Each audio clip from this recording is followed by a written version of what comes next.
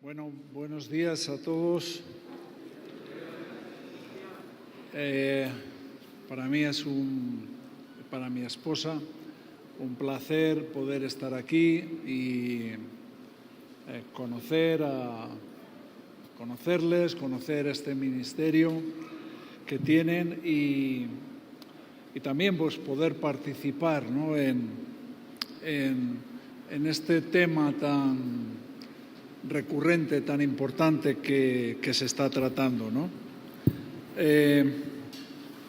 Bueno, me preguntaban ahora arriba cuál era el título, cuál era el tema, y les decía, digo, voy a compartir lo mismo, o sea, puede poner repetición, ¿no?, de la clase anterior.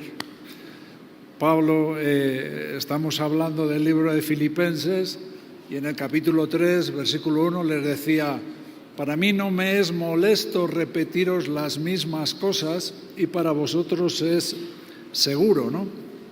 Entonces, vamos si Dios nos permite, a hablar sobre este tema del ministerio, de ser dignos, ¿no?, de este ministerio.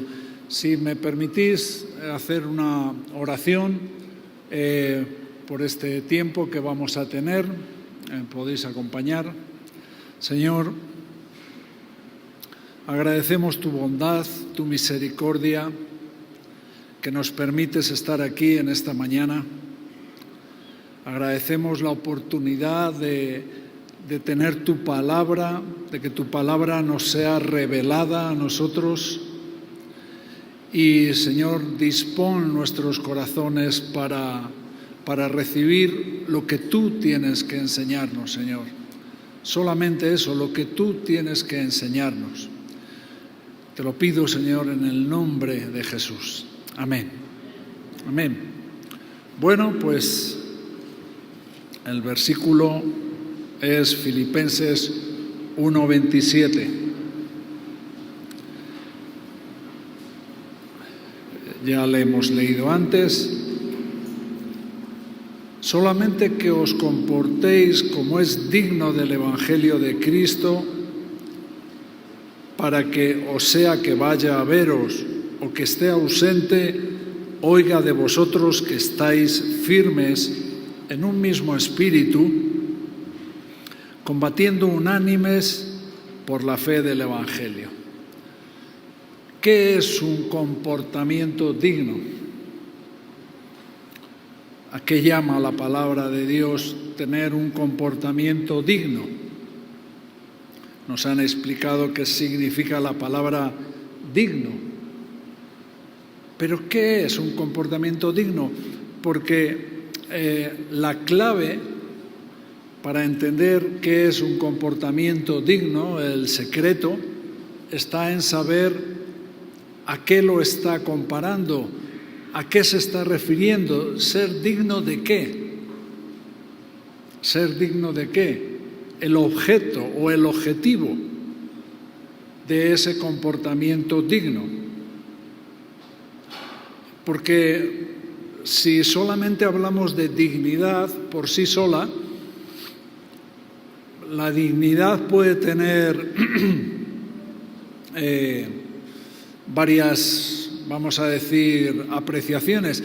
A lo mejor, lo que es digno para ti o el criterio que tú tienes de lo que es digno no es el mismo que el que yo tengo. No es lo mismo. Hay universidades en el mundo que tienen unas exigencias y unas notas para entrar que no son iguales que en otras. No es lo mismo ser digno para entrar en la Universidad de Harvard que para entrar en la Universidad de Nueva Delhi, por ejemplo.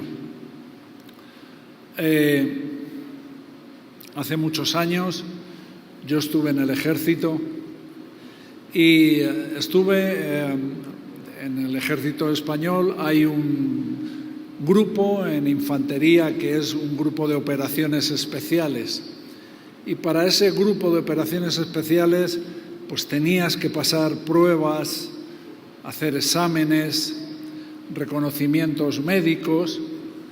No era lo mismo estar en una compañía de operaciones especiales que en otro tipo de compañía. No eres lo mismo ser digno para entrar en un sitio que para entrar en otro. Los requisitos son diferentes. Entonces, aquí, para entender lo que Pablo nos está diciendo, lo que Pablo decía a los filipenses, y para entender lo que Pablo nos dice a nosotros, tenemos que ver ese objeto, ese objetivo. Porque aquí lo que es el estándar, el listón, los requisitos, están muy altos, porque dice literalmente solamente que os comportéis como es digno del Evangelio de Cristo. Aquí la clave para entender de qué debemos ser dignos es que nos está diciendo que tenemos que ser dignos del Evangelio de Cristo. Y no hay asunto más importante. Los presidentes de gobiernos de los países son gente importante, muy conocida, pero los requisitos que tiene uno, lo que debe ser digno uno para ser presidente del gobierno, nada tiene que ver con ser digno del Evangelio de Cristo. Así que estamos aquí en una cuestión mayor, en un tema mucho mayor. Pablo nos da una clave ya para entender, una clave que está en el contexto, que también el pastor Chuy lo ha mencionado, y es el versículo 29. El versículo 29 nos dice: porque a vosotros, para entender todo esto, porque a vosotros os es concedido a causa de Cristo, por Cristo, no solo que creáis en Él, sino que también padezcáis por Él. Hay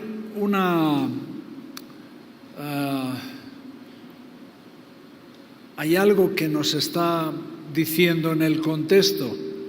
Y en el contexto nos diciendo, bueno, si yo quiero ser alguien que se comporta como es digno del Evangelio de Cristo, resulta que me encuentro con un tope, con una barrera, y es que yo no soy capaz.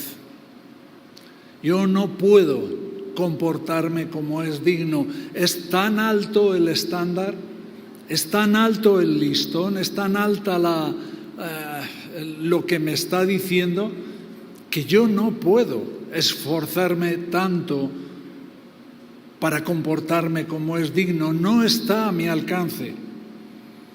Pero la propia palabra nos dice, pero hay algo que es que el Señor sabe esa dificultad que tenemos. Entonces nos concede, nos da una gracia, y es la fe. La fe que nos ayuda a creer y que nos ayuda para recibir todo lo que necesitamos para comportarnos como es digno. Pero también nos dice otra cosa. No solo Pablo les dice, os es concedido, os es regalado, es como una gracia que nos ha concedido, que es la fe, sino que también nos está diciendo una segunda cosa. También nos concede los padecimientos. Claro, esto está en contra de la corriente de este mundo. Tú vas buscando a alguien que te quite los padecimientos. La gente busca religiones que les hagan sentirse bien y que no haya sufrimientos ni padecimientos. Pero aquí Pablo nos está diciendo lo contrario, y esto es siempre una constante, una especie de estilo en la palabra de Dios, que las verdades de la palabra de Dios, las verdades de Dios van en otro camino, en otra manera que cómo entiende estas cosas el mundo. En el mundo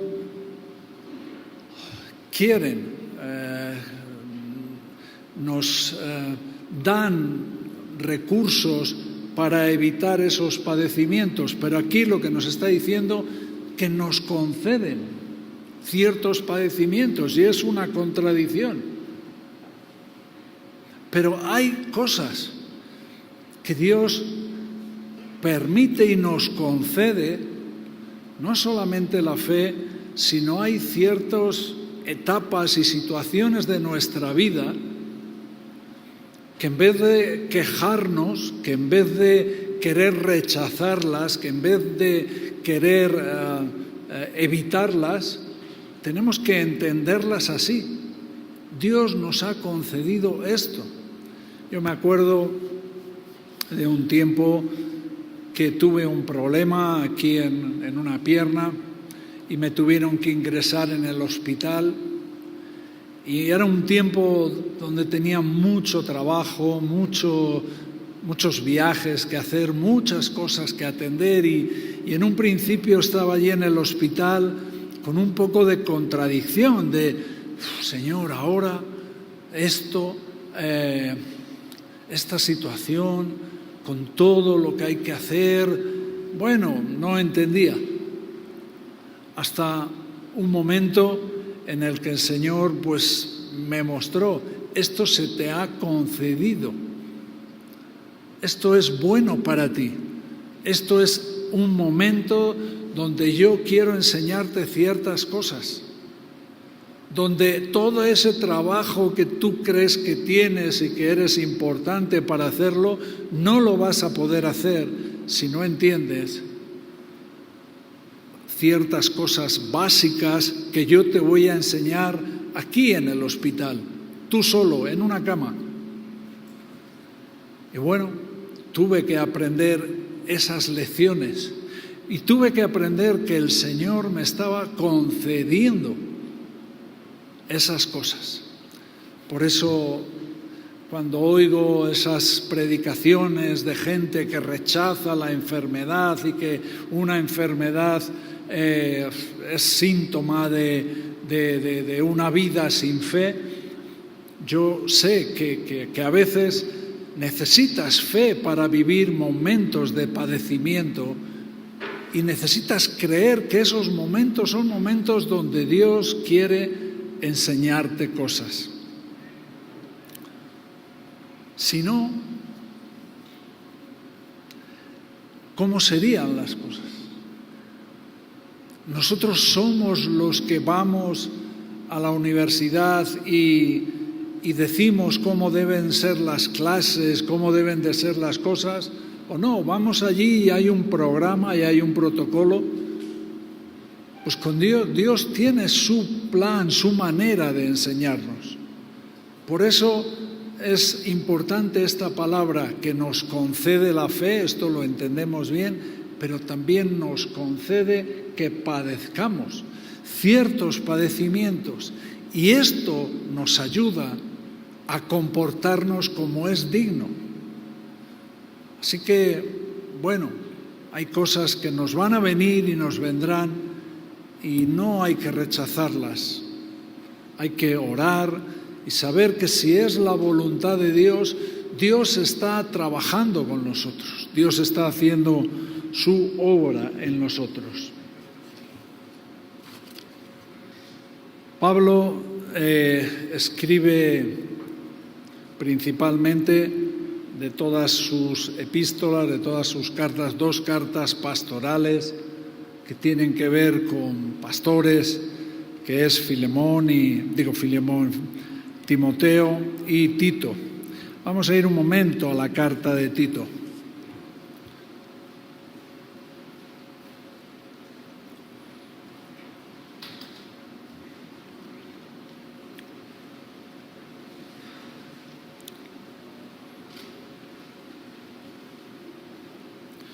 Tito capítulo 1. Por esta causa te dejé en Creta para que corrigieses lo deficiente, versículo 5, y establecieses ancianos en cada ciudad, así como yo te mandé. No son dos cosas diferentes. No es, tienes que ir a Creta, es una isla muy grande que hay cerca de Grecia. Tienes que ir a Creta y tienes que corregir lo deficiente y después tienes que establecer ancianos. No es eso. Son dos cosas del mismo tema. Tienes que corregir lo deficiente, tienes que ver los problemas que tiene la Iglesia, la falta de madurez, las doctrinas erróneas, la gente que está, los lobos que están ahí queriendo hacer su mal trabajo. En fin, hay deficiencias que hay que corregir y la manera de corregirlas es estableciendo ancianos. Por eso el trabajo tan importante, tanto de pastores, de ancianos, de gente que quiera tener un compromiso, un papel en la Iglesia. Y Pablo no lo deja así, no deja este asunto así, diciéndole a Tito, Tito, tienes que ir y corregir lo deficiente estableciendo ancianos. No, le dice, pero los ancianos tienen que ser de esta manera. Y hay tres, vamos a resumirlo para no perder mucho tiempo, en tres partes diferentes. Les da tres consejos diferentes. Primero, en el versículo 6, le habla el que fuere irreprensible, marido de una sola mujer y tenga hijos creyentes, que no estén acusados de disolución ni de rebeldía. Podríamos entrar aquí y sacarle todo el jugo que tiene, pero vamos a resumirlo en irreprensibles en el hogar. Que sean personas que tengan su papel en el hogar de una manera correcta, de una manera irreprensible. Que sea un marido como tiene que ser.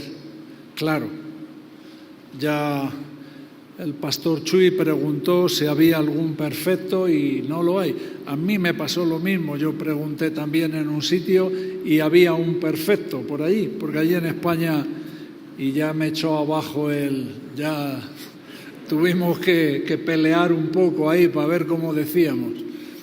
Bueno, entonces, con nuestras imperfecciones, pero ser maridos, ser padres,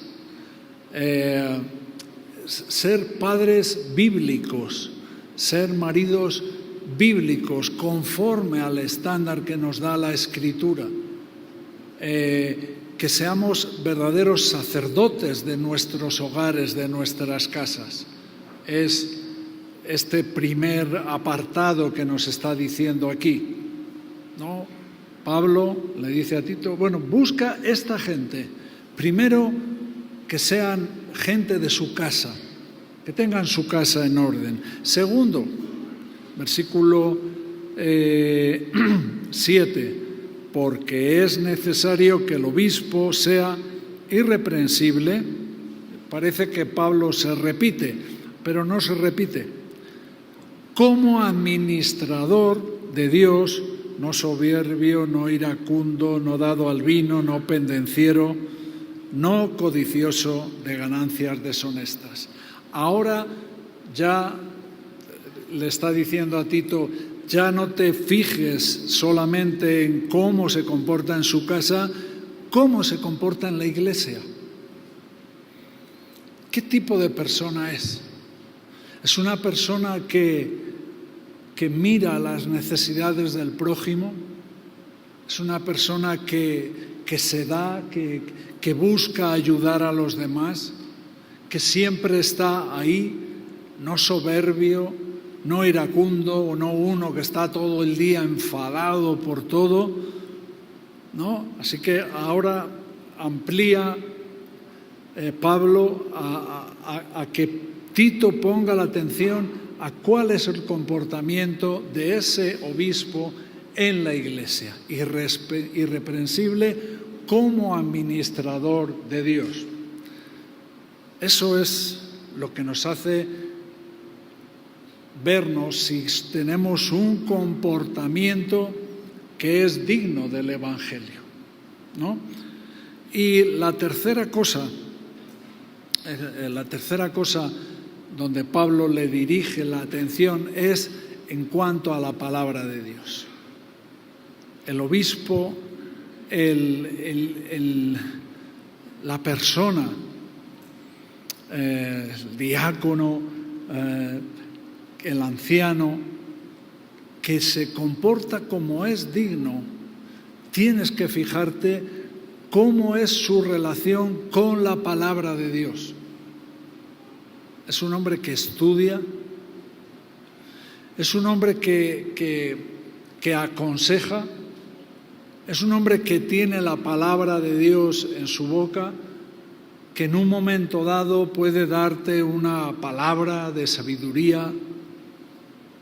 Es un hombre, ¿cómo se relaciona con la palabra? Y lo dice así: retenedor, versículo 9, retenedor de la palabra fiel, tal como ha sido enseñada, para que también pueda exhortar con sana enseñanza y convencer a los que contradice, porque hay muchos contumaces, habladores de vanidades, engañadores, mayormente los de la circuncisión, a los cuales es preciso tapar la boca, que trastornan casas enteras, enseñando por ganancia deshonesta lo que no conviene. Bueno, esto es lo que Pablo enseña a Tito. Mira cómo se comporta en casa, mira cuál es su comportamiento en la iglesia y mira cómo es su comportamiento en cuanto a la palabra de Dios. Y esto ya nos tiene que ayudar a examinarnos a nosotros mismos. Esto ya nos tiene que marcar objetivos. ¿Cómo es nuestra situación en nuestra casa? ¿Qué cosas deben de mejorar? ¿Qué cosas a veces necesitamos fe, que nos conceda fe para que esas cosas puedan mejorar? ¿Cómo nos comportamos en la iglesia? Somos un poco hipócritas y ponemos una cara que luego en casa no es esa la cara que tenemos. ¿Cómo nos comportamos? ¿Qué piensa la gente de mí? ¿Cómo estoy yo buscando? ¿Soy una persona generosa que mira las necesidades del prójimo, que me preocupa la situación de los demás? Y especialmente, nada de eso va a funcionar si no somos retenedores de la palabra fiel tal y como ha sido enseñada, que guardamos en nuestros corazones, en nuestros pensamientos, la palabra fiel tal y como ha sido enseñada. Pero ¿para qué queremos tener un comportamiento que es digno? Bueno, el pastor Chuy lo ha distribuido en 4 partes. Vamos a volver a Filipenses, capítulo 1. Para no repetirlo exactamente, lo voy a poner en 2 puntos, nada más.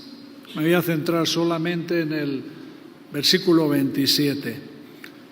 Repito el versículo 27. Solamente que os comportéis como es digno del Evangelio. ¿Para qué? Para que, o sea, que vaya a veros o esté ausente, en cualquiera de las circunstancias, oiga de vosotros que estáis firmes en un mismo espíritu, combatiendo unánimes por la fe del Evangelio. Y aquí hay una palabra que se repite y es que estáis firmes en un mismo espíritu, y luego dice combatiendo unánimes. Hay algo en lo que tenemos que estar unidos. Yo creo que nosotros tenemos la necesidad de crecer, de madurar como cristianos, una madurez, un crecimiento espiritual. Y es un crecimiento, una madurez que depende mucho de mi relación personal con Dios. En mi casa, en mi habitación, mis tiempos de oración, mis tiempos de leer la palabra de Dios, pero creo que hay una madurez, hay un crecimiento que lo tenemos en la Iglesia. Por eso Jesús pone el ejemplo de que somos parte de un cuerpo y que ese cuerpo con todos los miembros unidos va creciendo, o sea, crece en conjunto, madura en conjunto. Hay un crecimiento que yo voy a tener que depende de ti, de mi relación contigo. Y tú vas a tener un crecimiento que va a depender de mí, de la relación como hermanos, de la comunión. No hablo en el plano de yo aquí en el púlpito y tú ahí sentado. No, hablo del tiempo que compartimos juntos. Así que el congregarnos, la Iglesia, y esto es también un comportamiento como es digno, el dar el valor a la Iglesia que merece, no solamente porque Cristo va a venir a buscar a la Iglesia, no solamente porque es la novia de Cristo, sino porque es el sitio donde yo voy a tener un crecimiento con la comunión en el Espíritu con mis hermanos. Así que no solamente es mi relación personal con Dios, sino es mi relación con Dios, con mis hermanos. Esto es algo que debemos de darle bastante importancia. Como todos sabemos,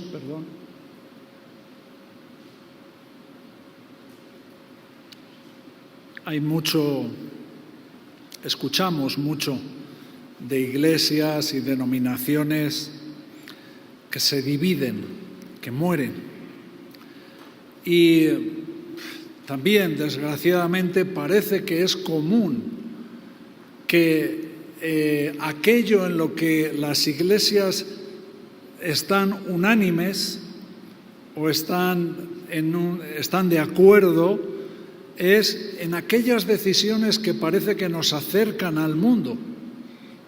Parece que eso sí es un tema en lo que la gente se pone de acuerdo más fácilmente, más que en las decisiones en las que buscamos la santidad, buscamos el estar cerca de Dios. Yo tengo un hijo mayor, él vive en una ciudad allí en España y él está en una iglesia. Y el otro día ha habido un cambio de pastores, hay un cambio de orientación en la iglesia y invitaron a un hombre, no sé si es un pastor, no lo sé. Bueno, el hombre apareció allí y apareció con unos pantalones, unos jeans de estos así que van rotos por todos los lados, a predicar. Sus pendientes, sus aretes, y empezó a hablar y no habló un versículo de la Biblia. La Biblia no la abrió para nada. Pero lo peor de todo es que no pronuncian el nombre de Jesús. Para decir que Cristo es el que le había salvado, dijo estas palabras exactamente: el tipo de la cruz del medio fue el que me salvó. Y bueno, me lo estaba contando mi hijo, estaba hecho polvo, estaba diciendo, yo creo que está llegando el momento en el que aquí no puedo seguir, ¿no? Y cómo este tipo de modas han entrado, han calado, ¿no?, en muchas iglesias. Esta es una iglesia, no es una iglesia, es una iglesia muy antigua, muy antigua, de muchísimos años. Y bueno, pues están dejando de entrar estas cosas. Y hay este tipo de modas allí, ¿no? Como parece que no tenemos un impacto con el mundo, bueno, pues a ver si siendo un poco como el mundo podemos tener un mensaje a los jóvenes, a la gente. Y bueno, vamos a vestir de una manera desenfadada, vamos a no pronunciar el nombre de Jesús, vamos a decir las cosas que dice la Biblia, pero sin decir que Jesús dice esto. Y por supuesto, ni una palabra que pueda ofender todo el movimiento LGTBI que hay allí en España, que es fuertísimo. España se ha convertido en el país puntero ahora mismo en todo esto. Así que, bueno, eso es lo que está. Entonces, mira lo que Pablo le decía a Tito: busca gente que sean retenedores de la palabra fiel tal y como ha sido enseñada, guardianes. Y mira lo que está diciendo aquí en el versículo 27, combatiendo unánimes por la fe del Evangelio. O sea, lo veo y digo, cada día esto se convierte en palabras más literales. Es una batalla, una guerra contra las acechanzas de este mundo. Y el comportamiento digno de los líderes, de los obispos, de los ancianos, es dar un paso al frente y decir, no, yo voy a estar unidos. Allí hay un lema, la Guardia Civil es una policía, bueno, que es de tipo militar, ¿no? Y el emblema de todos sus acuartelamientos es todo por la patria. ¿No? Ellos todo por la patria. Y yo pienso, digo, nosotros ahora Pablo nos está animando porque ya ellos vivían este tipo de conflictos, de pleito. Entonces está diciendo, bueno, hay que combatir. Es un combate unánimes por la fe del Evangelio, pero solamente lo van a hacer aquellos que se comportan como es digno.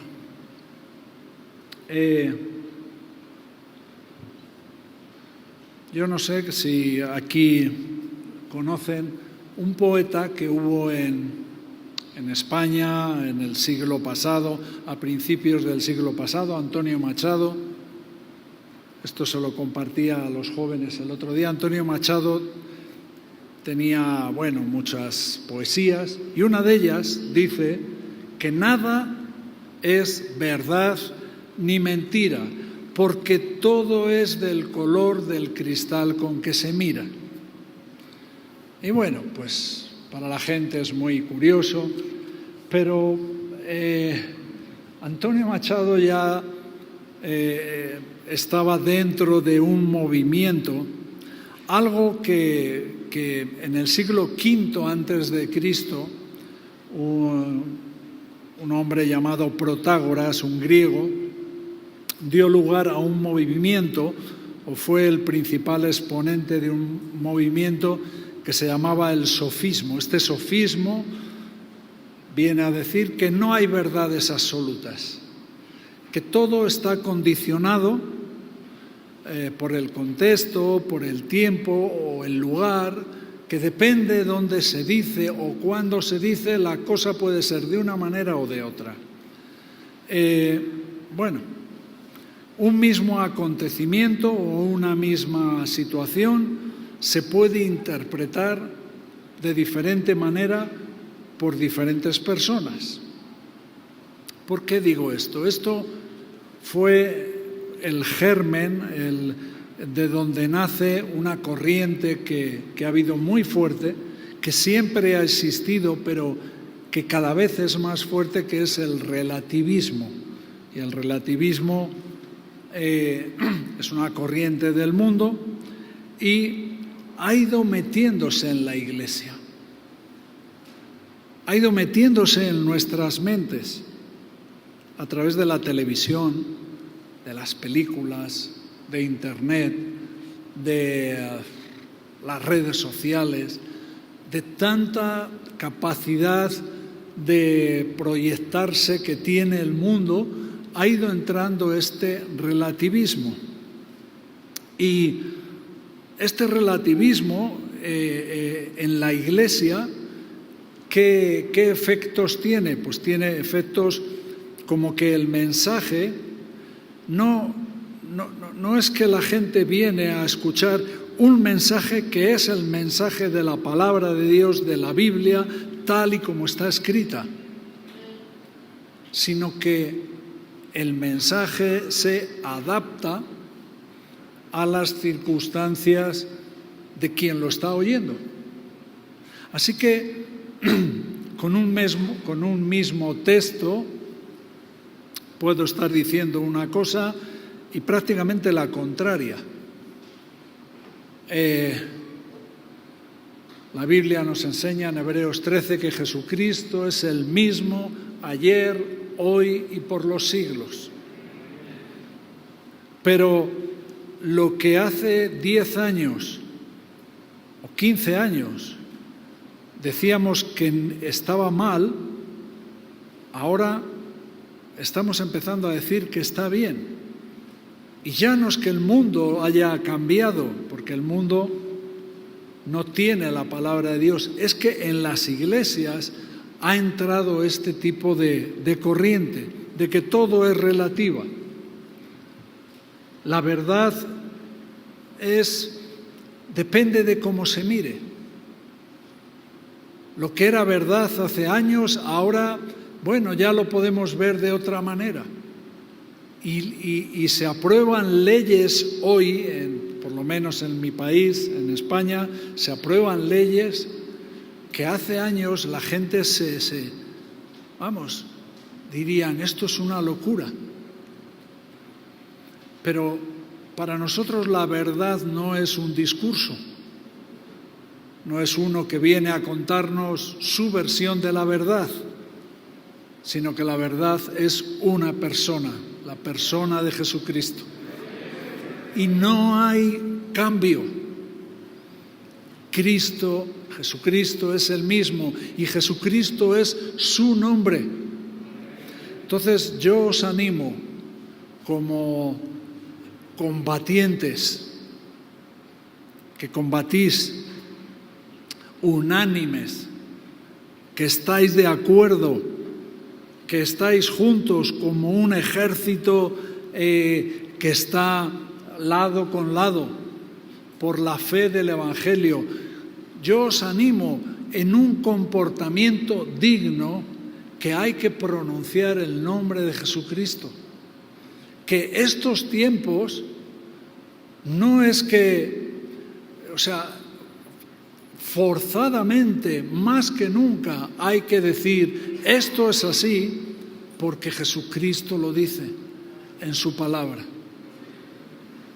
Hay que expresamente nombrar al nombre de Jesucristo, porque es el nombre que es sobre todo nombre. Y nosotros, si tenemos ese comportamiento que es digno, si queremos tener ese comportamiento, tenemos que estar firmes en un mismo espíritu, combatiendo unánimes por la fe del Evangelio.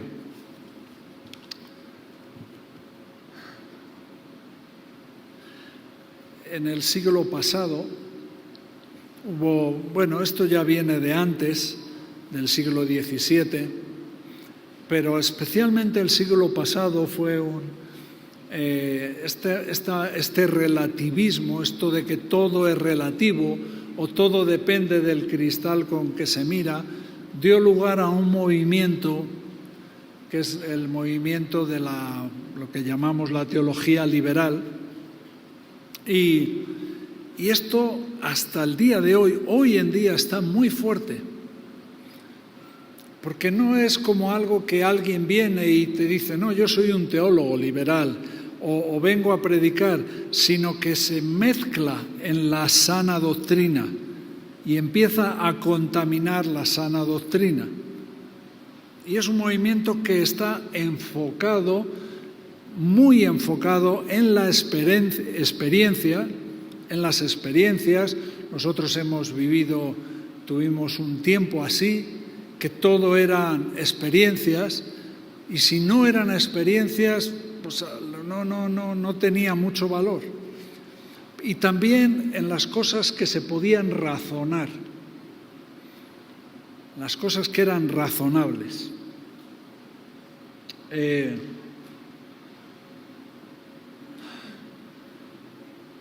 Esto dio mucho paso a todo el sistema ecuménico.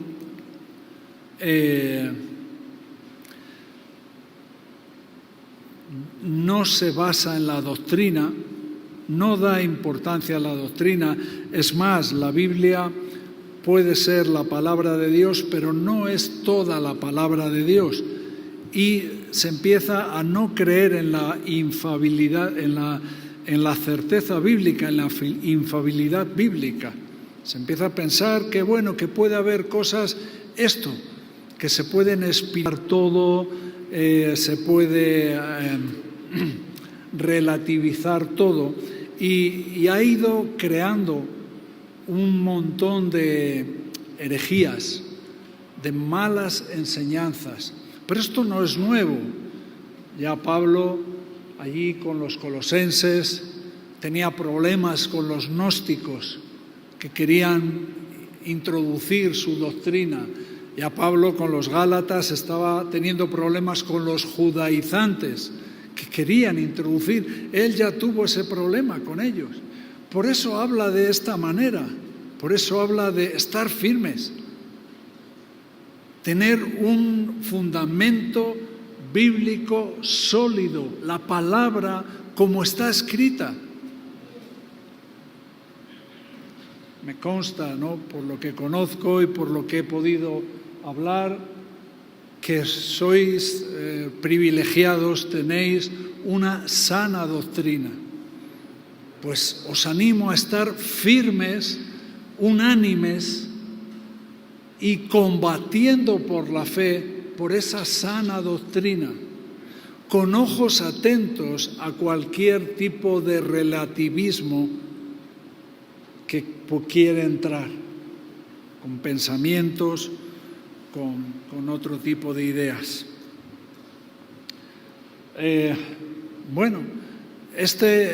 Estos enemigos, vamos a decir, no son enemigos que son de otras religiones.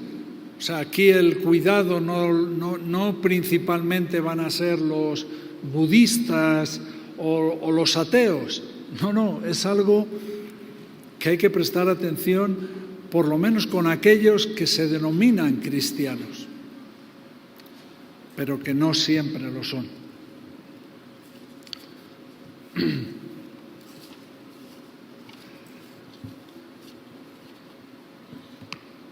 ¿Por qué además tenemos que estar firmes en un mismo espíritu?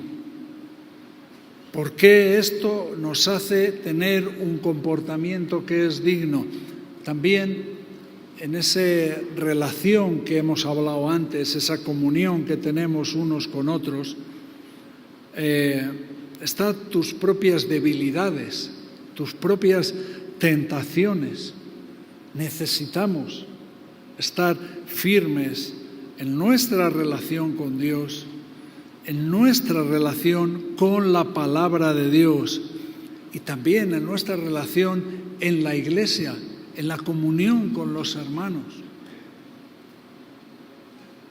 porque las tentaciones vienen. Las tentaciones vienen. Porque van a estar esos que hemos dicho que se oponen y que a veces se levantan entre nosotros por toda esa presión, la televisión, internet. A veces veo un problema, me encuentro con algo curioso, veo allí a gente que tiene un verdadero celo y por ese celo que tienen, ese deseo de conocer más, a veces están más expuestos que otros y corren ciertos peligros. Pero si la Iglesia funciona, si tu hermano tiene un comportamiento digno, estará atento y te cuidará y te dirá, cuidado, vamos a orar, vamos a tratar esto. Por eso la Iglesia tiene que ser ese oasis donde no solo podamos crecer, sino podamos cuidarnos unos a otros, unánimes, juntos en un mismo espíritu. No somos iguales, a lo mejor no todo estamos de acuerdo 100%, pero unánimes en un mismo espíritu. Es lo que Pablo está diciendo aquí. Porque esas cosas vienen a dividirnos. Hay que pedir a Dios para este tiempo que estamos viviendo, y esto forma parte de ese comportamiento que es digno, sabiduría para saber vivir este tiempo y humildad. Humildad para saber reconocer que no somos tan capaces, no somos tan listos, tan entendidos. Quiero leer algo aquí en el libro de Crónicas. El otro día estaba leyendo este capítulo. Este es un capítulo que nos especifica cómo era el ejército de David, cómo estaba formado. Y bueno, nos habla de todas las tribus, cuántos guerreros ponían. Unos iban con espadas, otros con lanzas, otros con... ¿Cómo era la estructura del ejército de David? Y hay una cosa curiosa, el versículo 32 dice: de los hijos de Isaacar, 200 príncipes, entendidos en los tiempos y que sabían lo que Israel debía hacer, cuyo dicho seguían todos sus hermanos. Esto sobresale un poco porque dices, bueno, 50.000 de la tribu de no sé cuántos, 32.000, ¿no?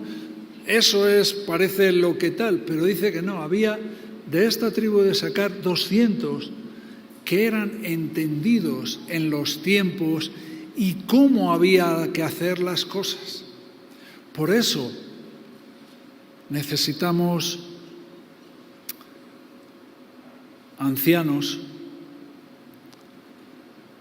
que sean entendidos, pastores, que seamos entendidos en los tiempos, que el ejército, que era muy numeroso, pues pudiera consultar, pudiera atender a las indicaciones de estos pocos, de estos 200, para saber cómo hacer las cosas. Sabiduría, gente con sabiduría, gente que buscaba ese tipo de entendimiento. Creo que eso es algo que también forma parte de ese comportamiento digno, de ese estar en un mismo espíritu, de esa gente que va a estar combatiendo por la fe del Evangelio, porque son gente que entiende el momento espiritual que estamos viviendo, las situaciones que nos afectan. Y creo que todo esto es algo a lo que Pablo está poniendo atención.